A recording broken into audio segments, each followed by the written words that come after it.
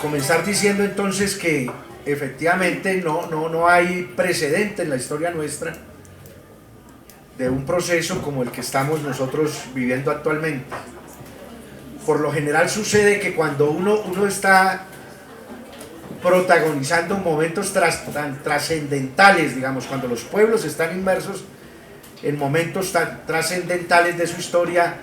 muchas veces no se percibe lo que se está dando, y es posterior que se ve, digamos, la dimensión de los acontecimientos. Por eso es muy importante poder medir, digamos, ese pulso. Necesariamente para tratar de desentrañar algunos de esos elementos, pues tenemos que remitirnos al antecedente más inmediato que tenemos y que consideramos nosotros desde la perspectiva de nuestro partido, de alguna manera sirvieron como detonante, como desencadenante. No estoy diciendo que sea el único, sino que sin lugar a dudas fue un elemento detonante de todo este proceso, la firma del acuerdo de paz. Es decir, cuando nosotros, desde lo que éramos cuando Insurgencia planteábamos la necesidad de la solución política, siempre la entendimos como el inicio de un proceso que debería permitir abrir el cauce a una serie de contradicciones, de profundos problemas económicos, sociales, políticos, ambientales, culturales, de relaciones internacionales del Estado colombiano, que estaban represados como producto del régimen de dominación oligárquico y violento que se impuso en Colombia prácticamente una vez obtenida la independencia de España, y que con el correr del tiempo y la sucesión de conflictos internos armados fueron configurando, digamos, una situación en la cual, por la propia prolongación del conflicto en su última etapa, terminó ese conflicto armado convirtiéndose en el soporte fundamental del régimen de dominación. Y entonces siempre entendimos que la necesidad de la solución política era precisamente como ponerle una carga explosiva a ese muro de contención que no permitía que las contradicciones que generalmente se tramitan en una sociedad democrática en el escenario de la política se pudieran expresar. Y eso explica precisamente por qué cuando finalmente se logra encarrilar la solución política a través de la firma del Acuerdo de La Habana, pues son los sectores más reaccionarios, más retardatarios, los que enfilan baterías para impedir que ese proceso se consolide. Porque el acuerdo, más allá de lo que está contenido en el texto, lo hemos venido planteando, contiene en sí mismo un potencial transformador que los estudiosos, que aquellos que se han dedicado a estudiar este tipo de fenómenos, no pueden tasar en cifras. Es decir, uno puede seguramente, como lo hacen algunos estudios, coger y plantear, bueno, es que el tema de, no sé, la reforma rural integral se ha implementado el 13,52.75% y la reforma política no sé cuánto, y eso vale, pero medir la profundidad de los fenómenos sociales que desató el acuerdo, de los fenómenos políticos, desde ese potencial transformador, pues solamente se puede medir en su dimensión cuando comenzamos a ver resultados como la elección de Gustavo Petro el pasado 19 de junio.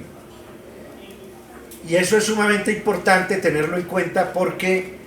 en torno a este tema de la implementación del acuerdo, en torno a si acertamos o no cuando tomamos esa decisión, pues es natural que se haya generado un profundo debate en la sociedad colombiana y sobre todo al interior de los sectores democráticos, progresistas, y con mayor razón al interior de los partidos revolucionarios, y con muchísima más razón pues al interior del partido que surgió de los acuerdos de La Habana. Tanto así que eso nos generó, digamos, unos profundos debates internos que llevó a que un grupo de los firmantes del acuerdo terminaran regresando al monte. Otros optaron por buscar alternativas distintas por fuera del partido, y otros pues estemos tratando de hacer realidad, ¿cierto?, desde las filas partidarias, el sentido de lo que firmamos. Es decir, esto que es un acuerdo eminentemente político, pues tiene repercusiones que van mucho más allá de la sola firma del acuerdo y el cumplimiento o no de los compromisos que están allí recogidos en el texto. Es un acuerdo político que por lo tanto tiene un trasfondo y unos alcances que no son medibles en términos cuantificables desde el punto de vista de la estadística, sino de las transformaciones que pueda generar. Y evidentemente ese es el origen, digamos, de todo esto que estamos viviendo, que tiene, digamos, su síntesis en esa elección presidencial, pero que se puso en evidencia apenas 2 días después del resultado del plebiscito, con las movilizaciones que se dieron, protagonizadas fundamentalmente por jóvenes y mujeres pidiendo que no se abortara esa posibilidad de la paz, que posteriormente se expresó,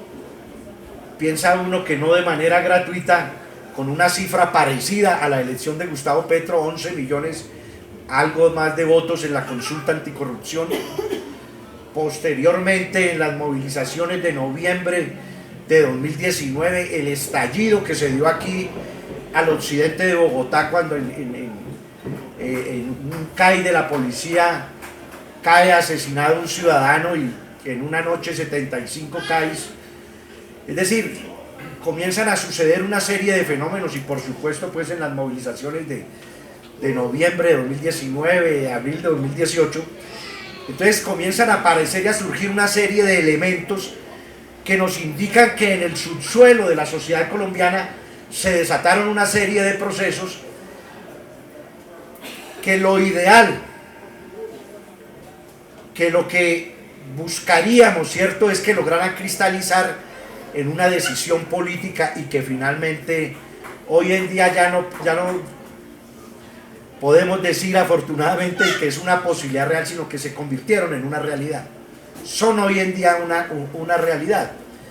Y eso pues obviamente nos pone ante una perspectiva, pero también frente a unas complejidades que vamos a tener que resolver con la sabiduría de absolutamente todos los colombianos y las colombianas, que nos sentimos comprometidos, digamos, con los desarrollos de lo que pueda suceder. Y entonces uno dice, bueno, ¿qué es lo primero que se ha estado viviendo, digamos, en estas 3 semanas que llevamos luego de la elección de Gustavo Petro? Y tal vez lo más sorprendente que uno encuentra es que, como por arte de magia, sin que sea magia, ¿cierto?, comienzan a suceder acontecimientos inesperados. El primero de ellos, que lo que uno esperaría que se configurara como una férrea oposición, un bloque de oposición para enfrentar la implementación del programa de gobierno, se transformó rápidamente en un aparente consenso, y subrayo esto de aparente consenso, en torno a la necesidad de construir ese gran acuerdo nacional. Cosa que es sumamente positiva y que demuestra, entre otras cosas, la capacidad de construir consensos que tiene, digamos, Gustavo Petro una vez elegido, ¿cierto? Y que, entre otras cosas,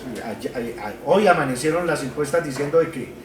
entre la elección y el día de hoy se ha disparado por lo menos en 20 puntos su favorabilidad. Es decir, el clima político comenzó a enfriarse,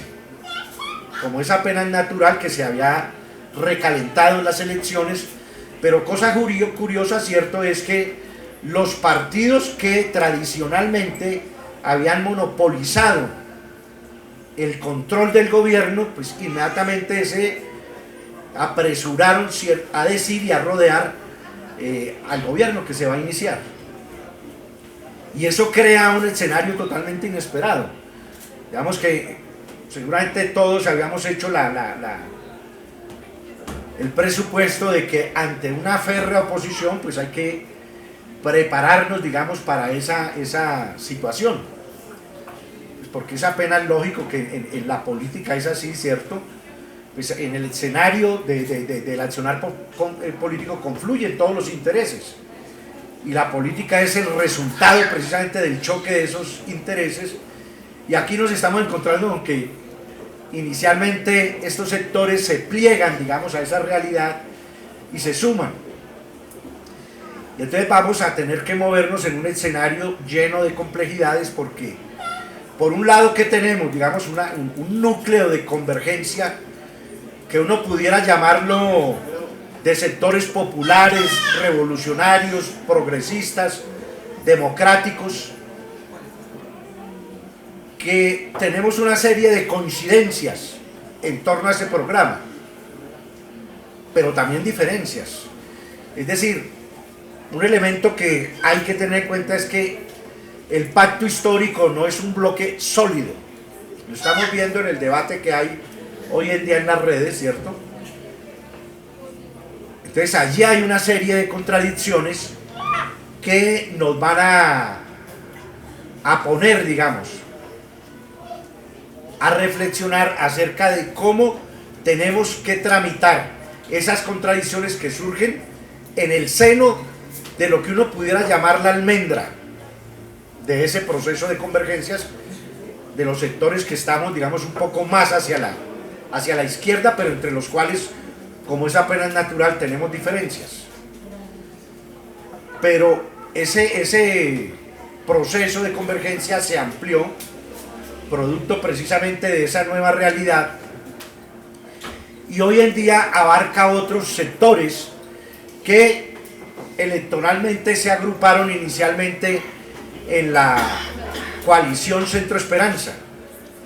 con los cuales tenemos coincidencias programáticas, pero también con los cuales tenemos diferencias de enfoque, de apreciación, de la profundidad de los cambios que deban impulsarse en esta etapa. Tal vez el pegante que tenemos para unir esos dos grandes sectores, digamos que son los objetivos que están contenidos en el acuerdo de paz. Pero como si eso ya no fuera lo suficientemente complejo, en ese proceso hubo también que incorporar, y efectivamente se incorporaron sectores incluso de la élite que ha gobernado este país, que también se identifican con algunos de los contenidos del acuerdo de paz, y que obviamente también tienen su propia perspectiva, sus propios intereses, su propia visión de lo que debe ser este proceso de transición y de implementación, que tienen su visión de la paz, su propia visión de la paz. Entonces eso obviamente también genera otro ángulo, digamos, de tensiones y de contradicciones. Y como si eso ya no fuera suficiente, pues ahora vamos a tener una coalición de gobierno, un gran acuerdo nacional, al cual se suman sectores de los que tradicionalmente han estado gobernando y que uno se atreve a pensar, ¿cierto?, pues no llegan a esa gran alianza, a ese gran acuerdo con la idea de impulsar más rápido los cambios y las transformaciones, sino de ponerle un freno. Eso es evidente, eso es claro, y eso nosotros tenemos que entenderlo, pero que son necesarios en este momento para poder garantizar una fuerza necesaria para transformar en leyes y en actos legislativos la propuesta programática de Gustavo Petro. Entonces ese panorama es muy importante que lo tengamos claro, porque si eso no se da, es muy posible Es decir, es una de las posibilidades que tenemos nosotros de que en pocos meses nos encontremos con una situación de empantanamiento de ese gobierno, que pueda verse maniatado sencillamente porque el Congreso, donde tienen asiento sectores muy importantes que concentran un poder económico y político muy grande en este país, comiencen a oponerse. Entonces digamos que el reto que tenemos por delante no es muy fácil, y eso nos obliga precisamente que a través de estos ejercicios, que a través del ejercicio político parlamentario, pero también a través de la organización, de la movilización y de el elevar el nivel de conciencia de los sectores populares, podamos ir configurando una correlación de fuerzas que termine siendo favorable a los cambios e imponiéndolos, porque esa decisión que se tomó en las urnas no quiere decir que ya tengamos el camino allanado para esos cambios y esas transformaciones. Entonces eso tenemos que irlo construyendo, y eso demanda un verdadero trabajo de filigrana, de mucha delicadeza, para ir construyendo en la práctica ese gran acuerdo que permita, partiendo de una caracterización que para nosotros nos parece fundamental, que este gobierno de Gustavo Petro, que debe ser un gobierno de transición, se pueda consolidar, avanzar y sentar las bases de lo que deben ser otros momentos y otras etapas de todo esto que nosotros hemos venido tratando de conquistar, no solamente nosotros como comunes, sino, digo yo, todos los sectores. ¿Me regalan un poquito de agua? Si es una cerveza, también la recibo.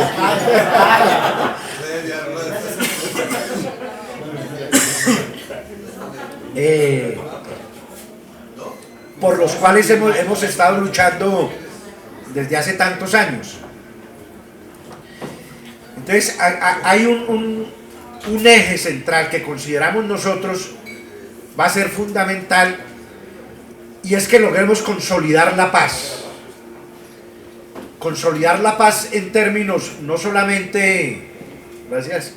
no solamente en términos del silenciamiento de los fusiles,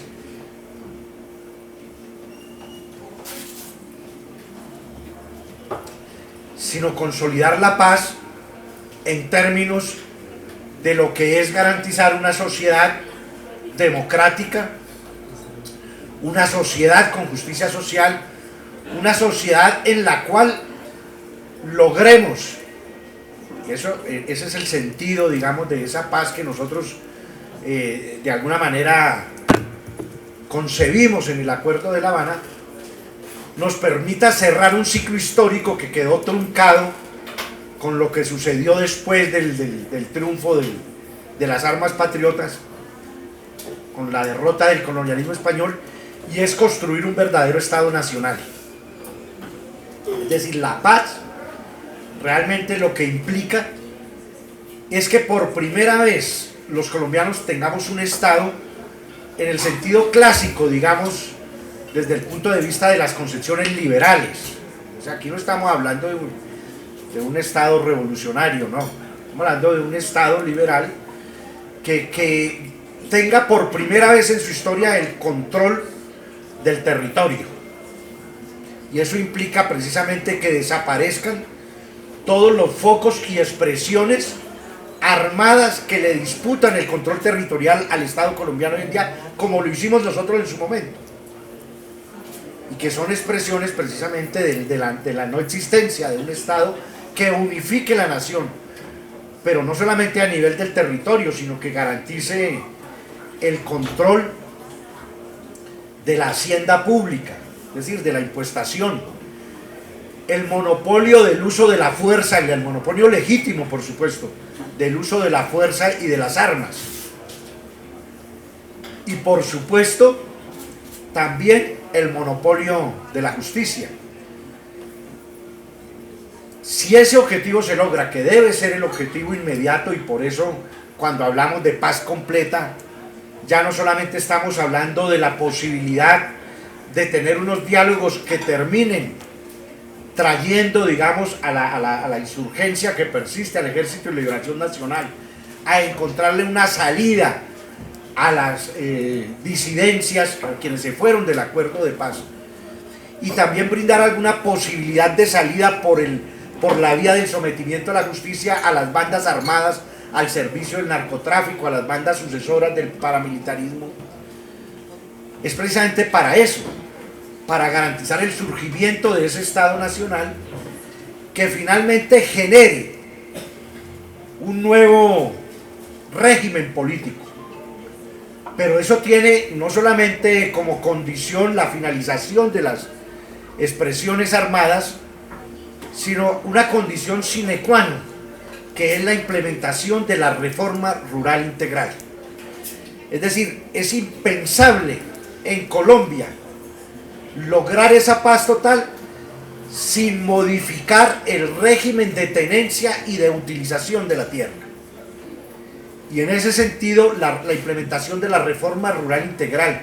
con la titulación de los 3 millones de hectáreas, con la formalización de los 7 millones de hectáreas, con la implementación del catastro multipropósito que nos permita saber cuánta tierra y en manos de quién está, para llevar a que esa tierra que está siendo inutilizada se incorpore al circuito económico, para lograr la reincorporación de esos territorios que han estado marginados a la economía lícita nacional, pues es imposible, y por eso cualquier agenda que pretenda modificar el modelo económico neoliberal extractivista, pues tiene que comenzar por modificar la remanencia de feudalismo, el latifundismo que persiste en la economía colombiana. Y eso es lo que finalmente tiene que repercutir también para el desmonte mediante la implementación de la reforma política que está contenida en el acuerdo, del régimen de dominación oligárquico, criminal, mafioso, que hoy en día tiene cooptado el poder en los territorios y que se alimenta de la existencia de ese régimen centralista que tiene como correa de transmisión las bancadas parlamentarias que se sientan en el Congreso de la República. Entonces por eso es que no es cualquier reto, digamos, el que se tiene, y por eso no va a ser fácil mantener esa configuración de mayorías en el Congreso. Y ahí cobra vigencia eso que estamos planteando nosotros en el sentido del trabajo de filigrana que hay que hacer para poder avanzar. Y eso pues obviamente nos va a llevar, si la implementación de la reforma rural integral sienta las bases para lo que debe ser una nueva política de drogas, para que desaparezca el fenómeno de los cultivos ilícitos como eslabón inicial de la cadena del narcotráfico, que se ha empotrado también y que se ha enquistado en ese régimen de dominación, y que debe finalmente configurar las condiciones para que fenómenos como el asesinato de los líderes sociales, de los firmantes de la paz, de los defensores ambientales, de los defensores de los derechos humanos, sigan siendo asesinados. Es decir, para terminar esta parte, lo que quiero decir es que la sola implementación del acuerdo de paz ya va a generar y genera una serie de tensiones que van a hacer no poco traumático esto que estamos intentando, digamos, a partir de que asuma la presidencia Gustavo Petro.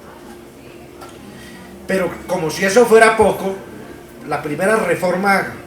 que va a tener que tramitarse en el Congreso a partir del 7 de agosto va a ser la reforma tributaria. Y estamos hablando, ¿cierto?, de la propuesta de recoger en esa reforma por lo menos 50 billones de pesos. y eso no es cualquier monto. Y si se plantea como debe ser, que esos 50 billones de pesos salgan de las exenciones a los tributos para las grandes empresas, para las compañías transnacionales, para las grandes fortunas, pues obviamente eso va a generar no cualquier resistencia. Y sin esos recursos, pues prácticamente se va a ver suspendida cualquier posibilidad del desarrollo, no solamente de los programas sociales, sino de cubrir el déficit fiscal que existe hoy en día. Y a eso añádanle la aprobación, es decir, 3 tareas inmediatas que tendría este Congreso que inicia sesiones el próximo miércoles: la reforma tributaria, la aprobación del Plan Nacional de Desarrollo, que debe incorporar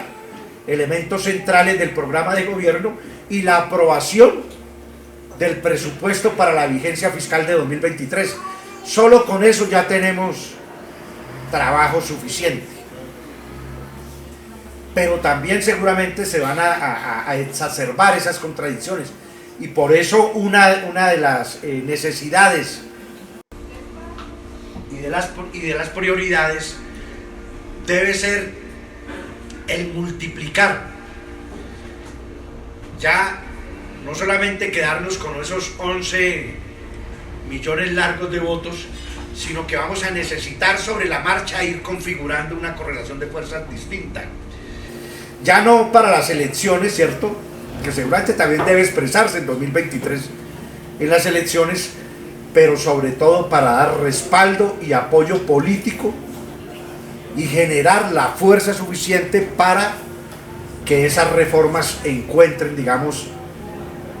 la base política necesaria para su aprobación. Y en un segundo momento, pues por supuesto que tratar de configurar también una serie de fuerzas y de poderes locales en las elecciones del próximo año que sienten las bases para la continuidad de este proceso histórico que se está desatando. Obviamente estamos hablando solo de lo inicial, pero es claro, y así está contemplado en el programa de gobierno de Gustavo Petro, que en un segundo momento es necesario iniciar una segunda etapa de reformas que deben ir dirigidas al desmonte del modelo económico liberal en sus expresiones de mercantilización de derechos fundamentales, que luego de implementado ese modelo fueron transformados en mercancía. Y estoy hablando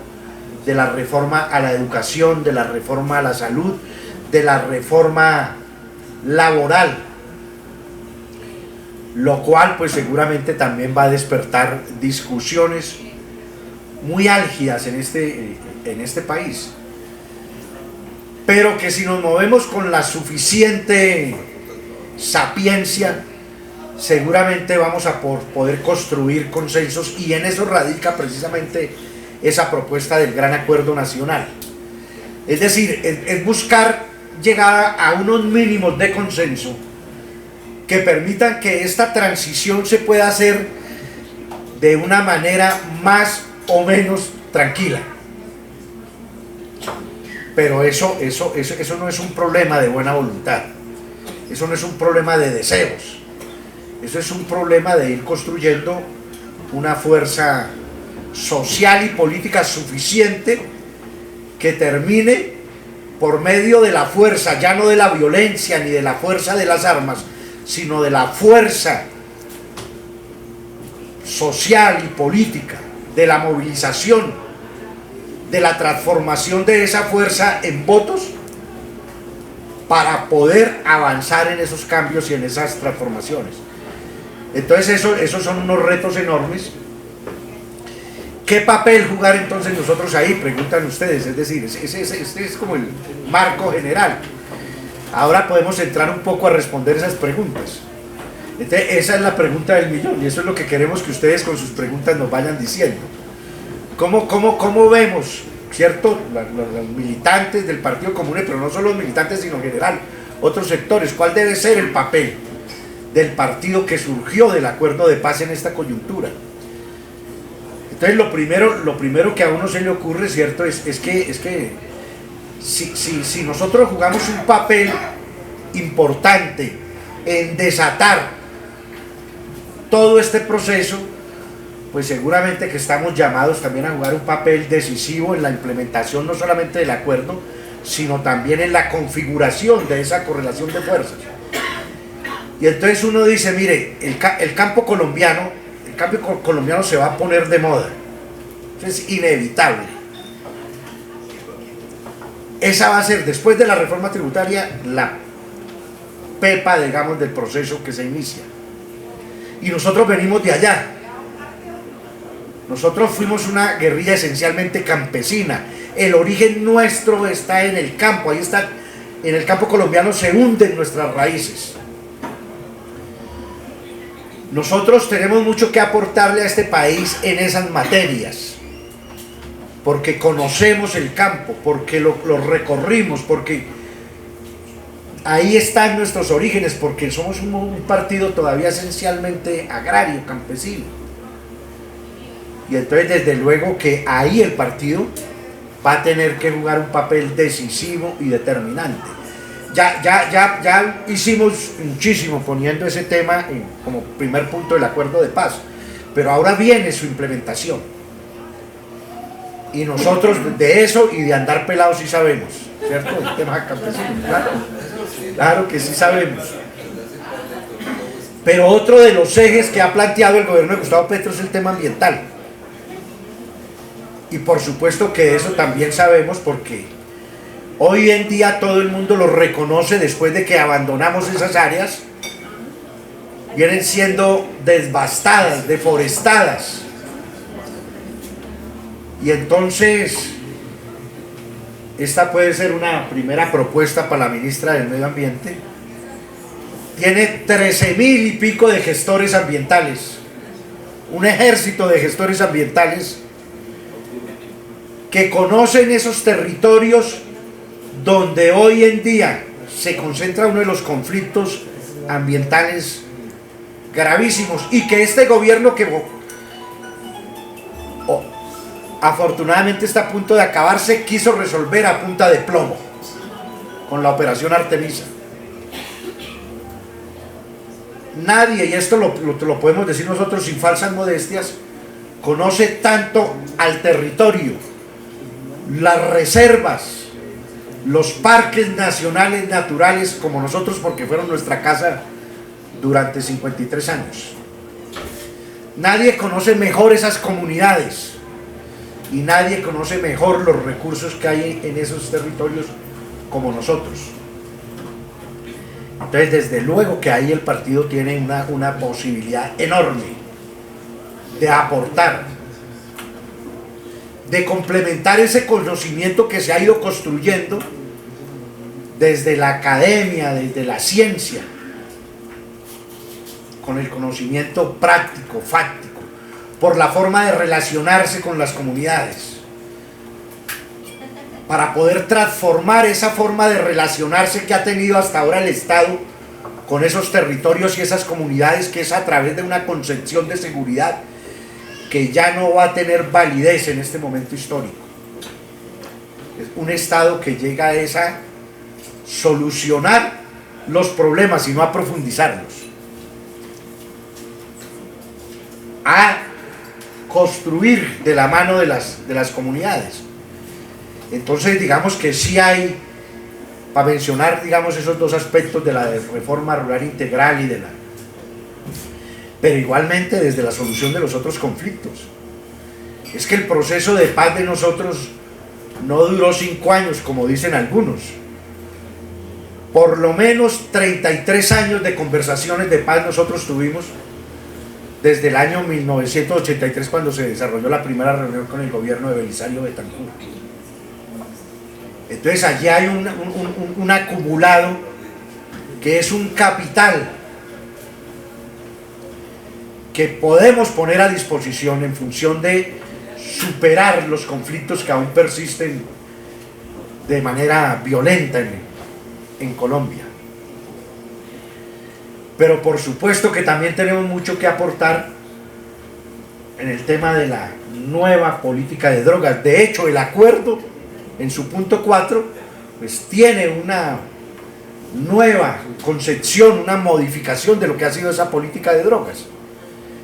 que nos permitirá, entre otras cosas, seguramente en este gobierno se va a implementar ese punto, ese subpunto del punto 4,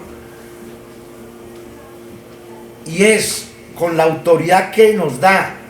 a los colombianos de ser el país que más víctimas ha puesto como producto de esa mal denominada guerra contra las drogas, el convocar una conferencia internacional sobre drogas para que no sigamos repitiendo la historia de los últimos 40 años de un derroche de miles de millones de dólares sin que se obtenga ningún resultado frente a ese mal llamada guerra contra las drogas. Entonces, como partido, digamos que nosotros sí tenemos mucho que aportar, digamos, en términos de la construcción y el impulso en esta etapa del, bueno, la reforma política. Es que la propuesta de reforma política que hay del acuerdo apunta precisamente a crear otras reglas, a barajar y repartir de nuevo para reformular lo que debe ser, digamos, la disputa política por el poder en Colombia. Y entonces ahí nosotros por supuesto que tenemos mucho que aportar en materia de la reincorporación, pero bueno, por supuesto, ahorita estábamos hablando con unos investigadores que nos estaban preguntando exactamente lo mismo. ¿Ustedes qué esperan del gobierno de Gustavo Petro en materia de reincorporación? No, primero lo esencial,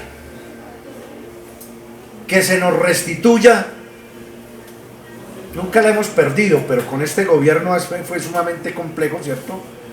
Nuestra condición de sujetos políticos,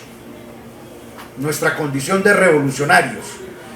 que el Estado colombiano y los gobiernos no nos sigan viendo como el enemigo a aplastar, porque ya no lo somos. Somos por supuesto adversarios, aspiramos por supuesto a llegar a ser gobierno para impulsar las reformas estructurales por las que hemos luchado históricamente, pero no por eso nos pueden seguir matando. Entonces, esa reincorporación en su concepción tal como estaba planteada, de acuerdo a los intereses de nosotros, no solamente como proyecto político, sino como una comunidad que forjó una forma distinta de relacionarse, de convivir, de construir relacionamiento, pues aspiramos a que se pueda desarrollar, porque eso es lo que está contemplado en el acuerdo, a que ese intento por destruirnos y dispersarnos, incumpliendo la reincorporación económica y social, se pueda revertir. A eso aspiramos nosotros en materia de reincorporación, y por supuesto a que cese la estigmatización y se nos permita una reincorporación política en plenas garantías, porque para eso fue que firmamos el acuerdo, para eso hicimos dejación de las armas. Y bueno, a eso agréguenle ustedes pues obviamente el cumplimiento de todos los compromisos en materia de reincorporación social y económica. A eso aspiramos, y por supuesto que estamos dispuestos a poner toda nuestra capacidad de trabajo en función de que eso se cumpla, pero también entendiendo que la reincorporación no solamente hace referencia a lo personal, a lo individual de cada uno de quienes estuvimos alzados en armas, que la reincorporación va más allá de nuestra posibilidad de actuar como sujetos políticos, como partido comunes, que esa reincorporación también debe abrigar a los territorios que históricamente han sido olvidados por el Estado colombiano,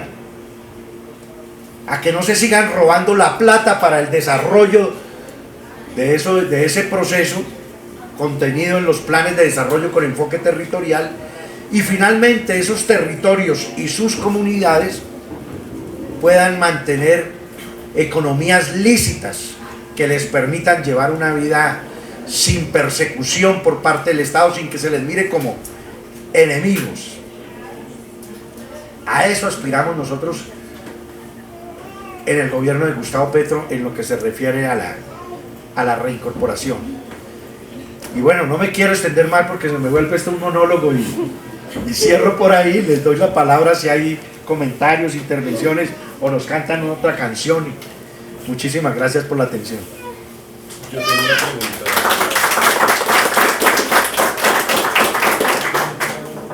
Para los que tenemos la oportunidad de recorrer el país, que es el caso mío,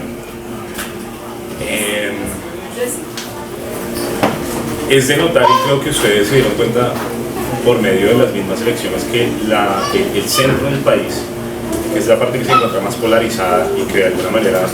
pues vive en una burbuja de seguridad, entre comillas, y que fueron los que votaron de alguna manera en contra de las propuestas de Gustavo Petro, tienen aún pues unas profundas heridas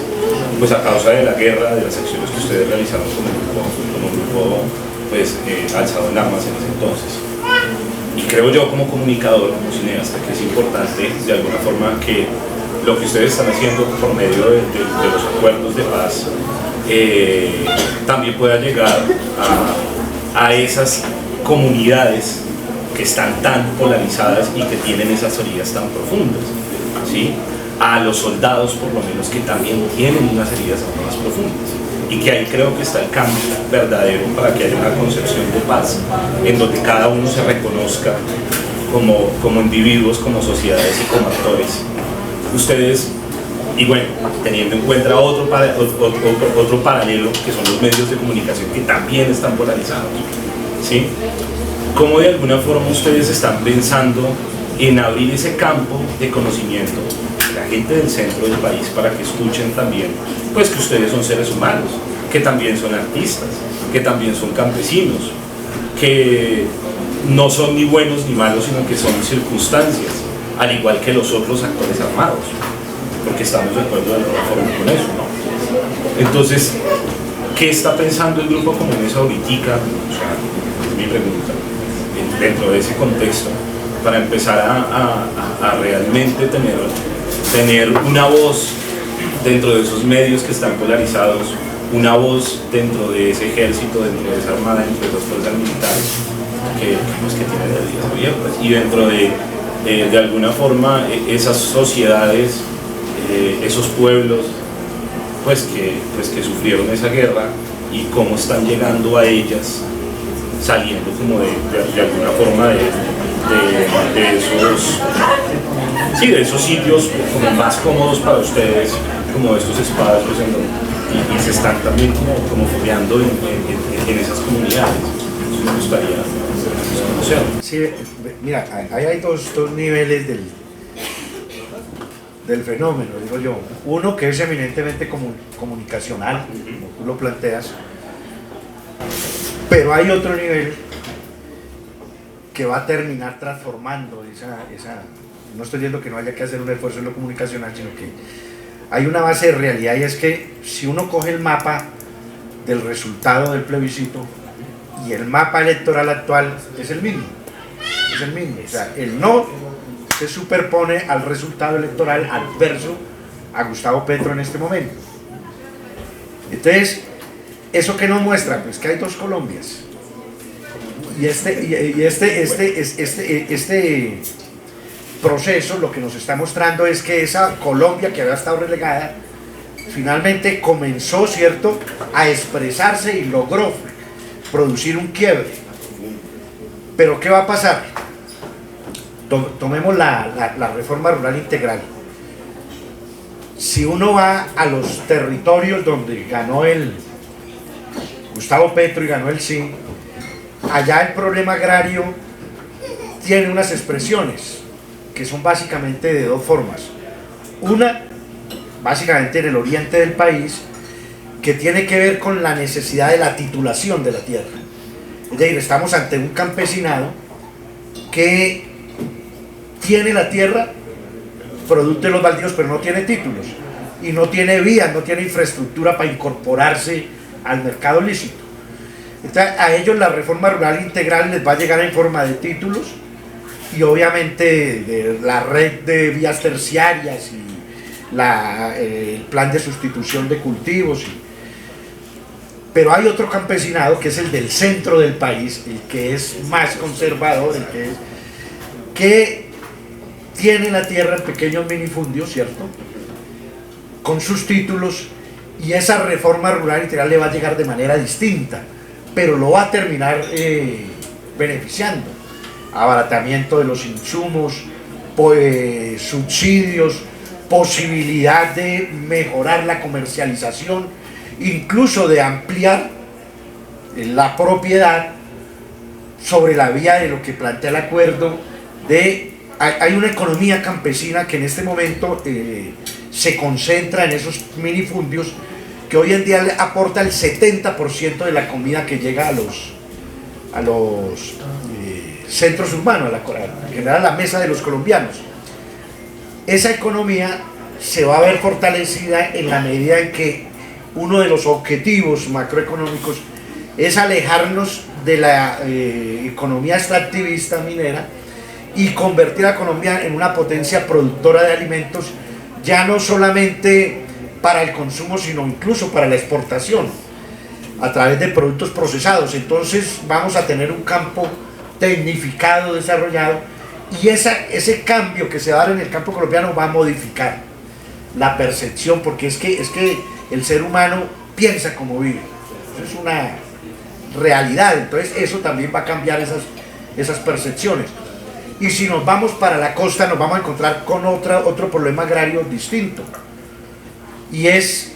la existencia de un conflicto de campesinos que están luchando en este momento por la titulación de tierra que poseen, pero que está en litigio, ya sea porque es producto del acaparamiento latifundista o porque son tierras que están en proceso de extinción porque fueron adquiridas a través de dineros ilícitos. Entonces esa titulación a través del fondo de tierras pues también los va a beneficiar. Entonces con esto lo que quiero decir es que efectivamente hay que hacer un esfuerzo comunicacional enorme, pero eso debe partir de la base de transformar las condiciones de vida de sectores que están concentrados, digamos, en todo lo que es la región andina del país, que piensa de manera muy conservadora, pero que seguramente al ver que ese monstruo que ellos temen por la llegada de un gobierno como el que está llegando, no solamente no los va a perjudicar, sino que va a terminar beneficiándolos, y eso necesariamente va a producir una transformación también en el cambio y en la forma de pensar, y si a eso le acompañamos, pues obviamente una transformación cultural, política, pues vamos a sentar las bases para que esa Colombia comience también a integrarse.